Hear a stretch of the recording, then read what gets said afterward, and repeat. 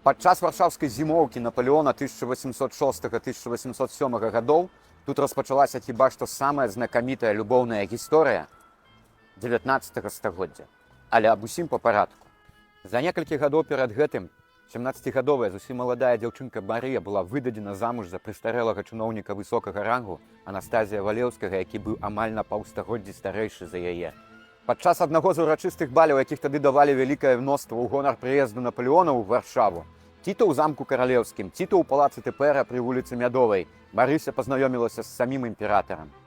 І прабегла паміж імі іскра. Я бачу толькі вас, глядзеў толькі на вас, прагну толькі вас. Няхай хуткі адказ супакоіць несцярплівы гэты жар, пісаў у адным з першых лістоў да Валеўскай Напалеон. Плёткі пра раман імператара і Марыі Валеўскай ахапілі не толькі ўсю Варшаву, але і ўсю Еўропу. Уласна праз плёткі пра падрабязнасці побыту Напалеона ў Варшаве даведалася і Жозефіна, з якой ён тады яшчэ быў у шлюбе. Таемныя спатканні, абмены падарункамі, наведванне Валеўскай да замкавых пакояў імператара, выхады Напалеона да Марыі, нібы інкогніта, але на вачах усёй Варшавы.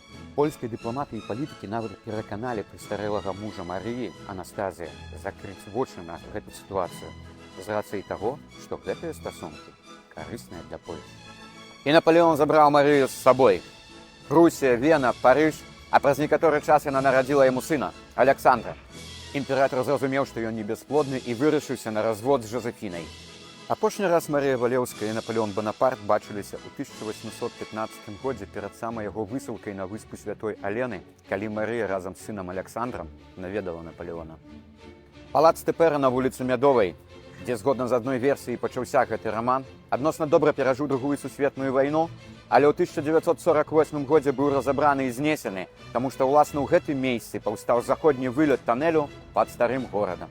А нашчадкі таго кахання і досі жывуць па ўсёй Еўропе. А калі хочаце даведвацца больш цікавых фактаў пра Варшаву, Польшчу і падарожжы, падпісвайцеся на мой блог і ставце падабайкі.